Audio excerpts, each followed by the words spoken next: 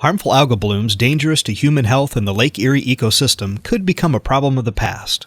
We were able to pinpoint that or predict that a 40% reduction in the amount of phosphorus flowing into Lake Erie would reduce harmful algal blooms to levels that were safe both for humans and for the aquatic ecosystem moving forward. A new report shows that if farmers apply best management practices on half the cropland in the Maumee Watershed, the amount of total phosphorus leaving the watershed could drop by 40%. So what I think is most important about our results and also most hopeful about our results is that we found out that we can reduce the amount of phosphorus and dissolved phosphorus flowing into Lake Erie by 40% to reduce the algal blooms to safe levels by implementing best management practices on cropland in Lake Erie.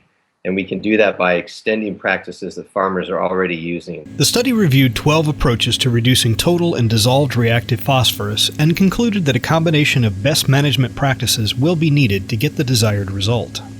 Some of the most successful BMPs that we found in our modeling work, and this also has been found in edge of field studies, one of the most successful practices is subsurface application of phosphorus fertilizer. Some of the other practices that we see that are beneficial are cover crops. We also looked at some of what we call edge of field practices, and that includes wetlands, buffer strips, drainage water management is also included there. So those are also some pretty important practices as well. Another practice is just the method and the rate of applying fertilizer. So if you can apply fertilizer at lower rates, you can reduce the amount of runoff actually. So those are some of the most important things to limit the amount of phosphorus coming off fields. It's important to know that there's a lot of very positive and very successful management practices that many farmers have been using on their fields for a couple of decades or so, and they've been adopting them for a long time. So farmers are very progressive, and they've been adopting these practices. It's important to know that there's no one silver bullet of BMPs.